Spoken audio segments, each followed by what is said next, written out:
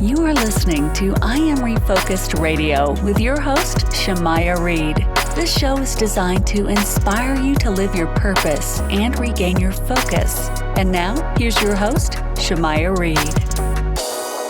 Hey, welcome to I Am Refocused Radio. We are here once again, and today, man, we have another show lined up for y'all. Today, we have an award-winning health expert, Nicole Kerr, and she is a co-author of Eating the Rainbow, Lifelong Nutritional Wellness, and she also has been featured on many major platforms. But today, we're going to be talking about her recent book, You Are Deathless, a near-death experience that taught her how to fully live life and not fear death.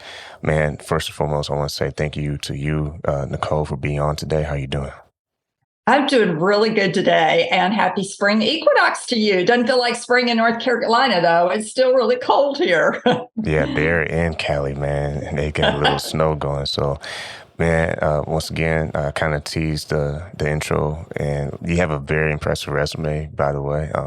Thank you. And with that said, could you just share with the audience a little bit about yourself and all the great things that you've done that led you to this book?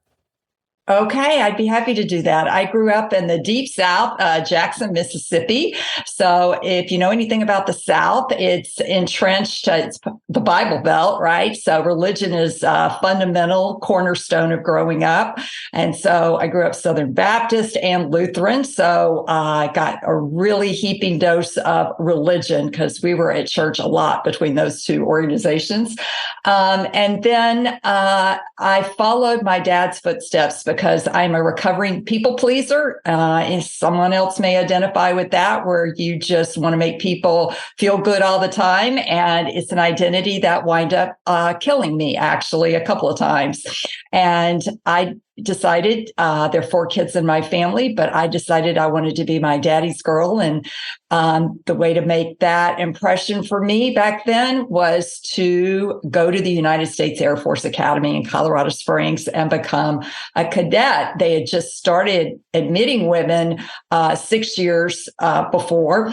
And so I was stunned that I got accepted because I didn't have, even though my dad was in the military, I didn't like grow up wanting to be that, or, was interested in planes or playing war or anything like that. I was a model. I was the head of a team board. I was doing junior achievement. I was like a drill team, like the Rockettes, not the rifle kind in the Army. So, I did it to please him. And when I went to Colorado and I went into boot camp, I knew immediately that my soul was in the wrong place. And I can appreciate our military for what it does to protect and defend, but I was there for the wrong reasons. And anytime your soul is somewhere for the wrong reason, or you don't listen to that intuition inside of you, it generally does not work out well.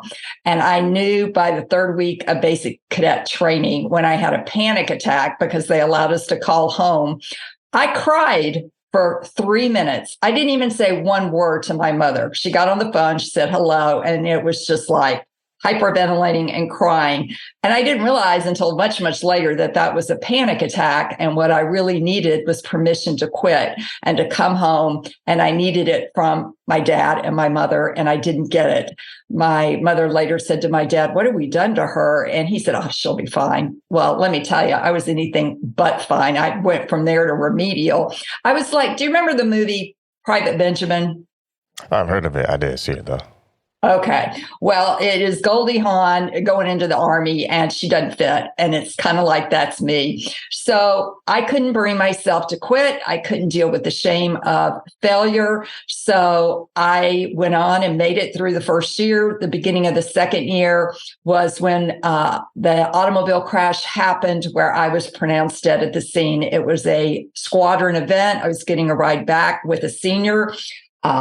They had been drinking all day, and he wanted to stop and have some more beer and had an agenda to try to make out with me, which I wasn't aware of because I never dated. So here I'm at school with 4,000 guys, and my dad's rules are no smoking, no drinking, and no dating upperclassmen. So needless to say, we were the last to leave the event and never made it back to the Air Force Academy. I remember leaving he wanted to pull over and watch the Rocky Mountain view of the sunset, which I felt was a little bit strange. But then when he started to try to make out with me, I realized, oh boy, he's got a whole different agenda. And he was drunk and he pulled back on the road. And that's when my memory went blank. And I woke up in the ICU of Penrose Community Hospital. Now, that gap was filled in by medical records, by interviews with my paramedic, by my head surgeon, by my nurse that I had been with. I was in the hospital for 4 months. And then my memory came back, get this, 19 years later. The only memory I had was bright white lights. And I asked my surgeon, I said, all I remember are these just bright, white, clear lights.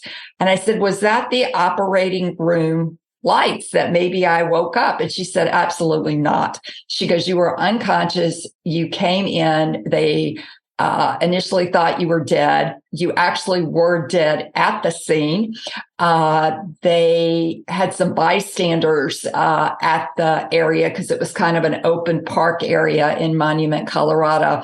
And they called in the 911 and tried to get a pulse on me and couldn't get any kind of vitals. So when the first volunteer fire department got there, the EMT that they covered me up with a blanket. He took the blanket off and said he could not get any vitals. So he tried one measure that was a sternal knuckle press. And I don't know if you're familiar with that in a medical terminology, but it's designed to elicit pain. And when he did that, the only thing that he could get out of my body was my right pupil flickered and the pupil dilated.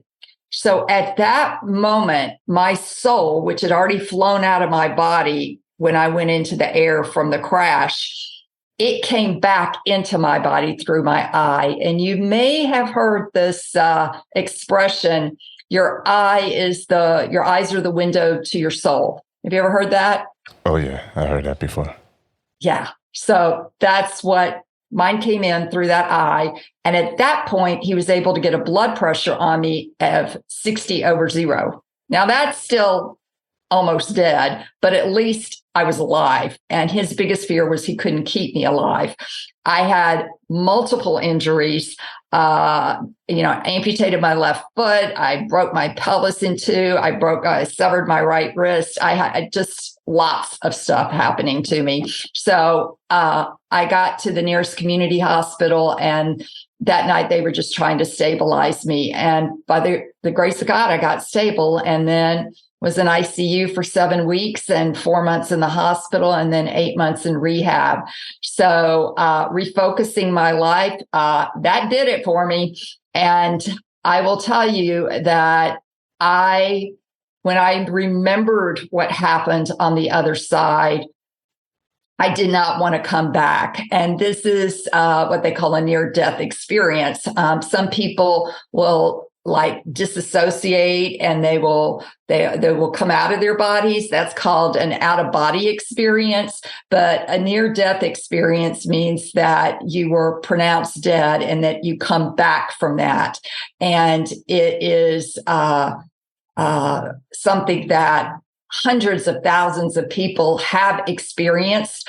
Many don't remember it. And I can't tell you exactly why 19 years later I remembered. I was working at the Centers for Disease Control in Atlanta, did my usual Starbucks run, and I got in the car and I remembered exactly how I was sitting in the car. One foot, it was a Corvette convertible, 1965, so no seatbelts.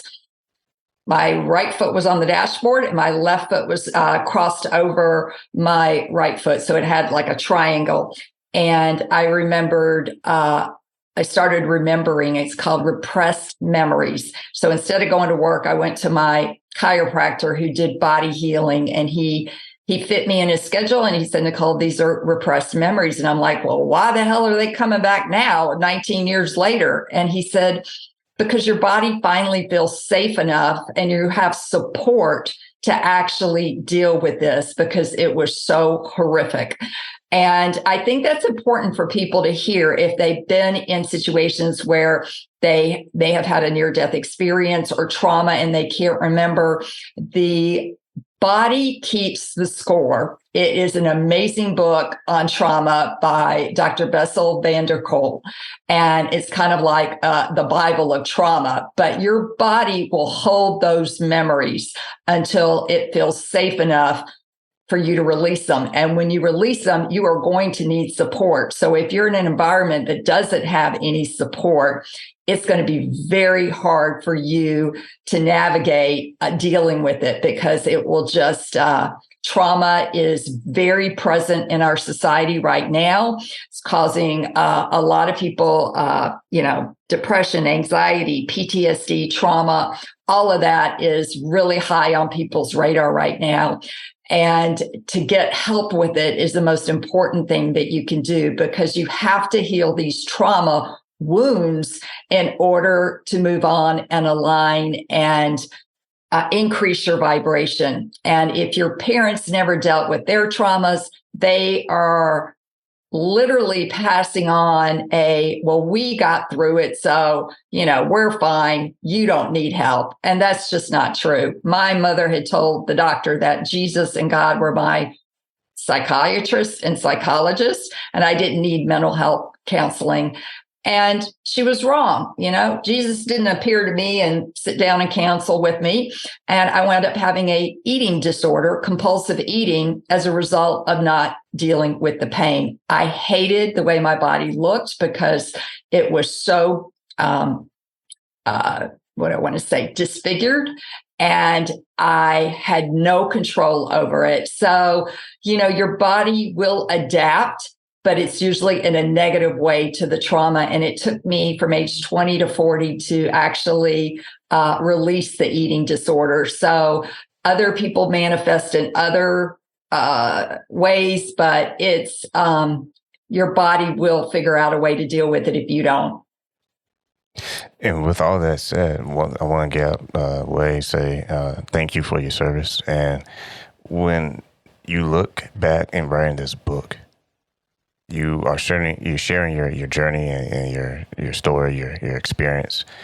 If you had the reader take one thing away from this book, what do you hope that they learn from this experience? Because I know you mentioned faith and how important God is. What do you hope that people will be able to appreciate and understand after reading your book? There's three things. First of all, the concept of the God that I was raised with was not completely true. I was taught that God was loving and caring and would be there for you. And then on the other hand, it was a duality. He would bring the wrath of God on you if you screwed up or didn't obey the rules. He was judgmental and he was critical. None of those negative things exist where we are going. God is love, period. Love is the source. Love is all that matters and is the source of all that exists. Okay. The other thing, which is the title of my book, is we don't die. Yes, our physical body does decay, but when we die, our energy body splits open and our soul is released. That last breath leaves us and moves forward and goes back to the other side. And you're not alone. You're going to be greeted with your deceased loved ones, deceased pets. The angels will escort you over to the other side. So even though you may not have a human present there with you as you pass, there are angelic beings that are doing that. Third, do not fear death was the message that I was given on the other side, that if you are in fear, it's a low vibration and it's going to keep you from living your life. And to ask the angels for help. They are there for us, but we have to ask because of free will. So don't start developing a relationship with the angelic realm, and your beliefs about God shape your relationship with death. Man, that's an interesting point right there, and I like that. When you see how you live your life today, I mean, like I said, you've been on some major platforms sharing your story and helping people. I would say help people deal with maybe their own trauma, their own setbacks. How do you see the opportunity that people can use your story as inspiration for themselves? I guess you can say unlock their potential to live their life the best way they can. Yeah, I give people several tools, and most of the time with trauma, you're going to need someone to help you through that. There are a lot of new techniques and tools, neuro-emotional technique, EMDR, all these different things that are getting at the subconscious where the belief system that is sabotaging you is housed. And if you don't deal with your emotions at the appropriate time of an incident, they will stay in your body until you come across a set of conditions later in your life that trigger it, and you're going to go right back to how you didn't deal with it at age 6 or 20 or 40, and you're going to repeat that. And that's how you wind up sabotaging yourself from what you really want. So you have to get at these different modalities that get at the unconscious and not the conscious, because we're only operating with between 1% and 5% consciousness. So I talk about different modalities that have helped me, but there's a ton out there. So start looking into them. And the other piece that I want people to understand is when I had my crash, among other things, parts of my soul left me. And this is known as soul loss. Now, growing up in Mississippi, all I knew was soul food, soul music, and my soul was going to hell if I was a bad girl. But I didn't understand what my soul really was. And I'm not sure a lot of people do. But soul loss, you can, when you go through trauma, your body can do this. And one of the first symptoms is you don't want to be here. And I did not want to come back. When I went over to the other side, okay, an angel came down when I went through the windshield. And when I was midstream in the air, that angel, who later turned out to be my grandfather on my dad's side at age early 30s, he came down, took me back up to another space. And that's where we had this conversation. It was not in English. I don't know what it was because I was not in my body. I could see my body in the ditch on the ground, rather my corpse, because there was no life in it. And this was all preceding when the ambulances and fire department and all that came over. This is while I was under the blanket and gone. And I will tell you that I knew when I got back in that body, when they told me I was coming back, I was going to have a life of pain and suffering, because I was basically going back to infancy, because I couldn't walk. I couldn't go to the bathroom. I mean, I had 2 more code blues while I was in the hospital, 6 major operations, 64 pints of blood. I mean, that's like redoing your system 8 times. I tried to go back a couple of times, but I have an angel here that was like, nope, you are staying and you're getting this book out and you're going to help people not fear death, because there is nothing to fear.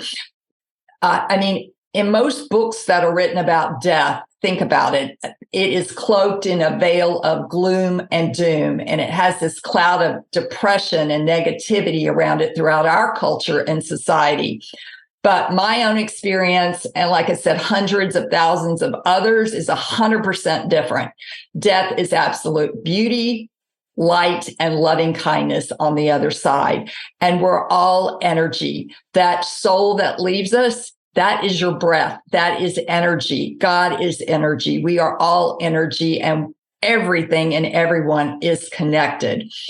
The second thing on soul loss, you have this low-level consistent feeling that something is missing in your life. It's kind of like you're at this low-grade depression. And that's also interesting to note. Compulsive behaviors or addictions can fall into this statement. And for me now, I can see the link between my compulsive eating and my feeling of emptiness and not wanting to be alive because I no longer believed in God after the accident. My parents blamed me, so I lost the love and support of my family. And third, my body was now totally mangled. What kind of life is worth living now? But yet I was this miracle, so I couldn't leave because I'm a miracle now. But how was I gonna make sense of all of this, And then the third symptom of soul loss is you just can't get over it. And this can lead to feeling stuck with chronic health conditions. You're hypervigilant above all of keeping yourself safe. So that soul part left me as a means of self-protection. So I had to work in 2019 with a shaman to help retrieve those soul parts because I was walking around just wide open for things to happen to me because I had so much loss in that area. So soul retrieval is a powerful healing tool that works. So I want people to know that you're dealing here in the spiritual hidden realm, and it's a very real thing. And I think sometimes we don't even know that it's available. Once again, you listen on Refocus Radio, talking to our guest for today, Nicole Kerr. You get her book that we're talking about, You Are Deathless, a near-death experience, taught me how to fully live and not fear death. And while we still have you on for a few more minutes, when you look back and you see how far you came since from that situation, and you see how you were able to write a book to help people, and you mentioned faith throughout the interview, how has your relationship with God, how has it been different since your experience? I had to reconceptualize God. I had to let what I call vending machine concept of God, where you put in the behavior and you get the reward. That's the way I thought God operated, that if you asked God in prayer and you were earnest and you were a good person, then you would get what you prayed for. And that's not how it works at all, because God is not, in my opinion, this persona. God is love, God is energy, and we have free will. So my concept is constantly evolving around that. But I have a little 6-year-old girl that I worked with, and her definition fits for me right now where I'm at, but we all are on our own journey to figure out what our own relationship is with God. But it should not include, in my opinion, fear. Fear should not be in it at all, because God is only love. But she told me, when she came from a fundamentalist church, and when I was talking to her, she was scared she was going to hell because she did something bad. And now this is an adopted little 6-year-old girl.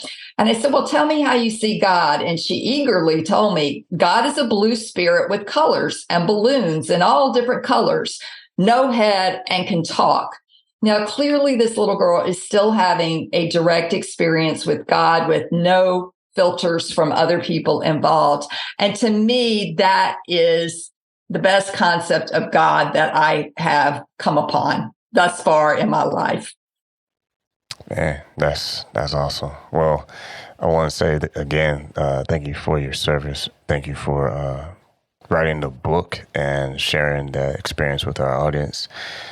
What's the best call to action that you want to leave with our listeners? Because I know on your website, you have a blog and you have different resources that people can check out.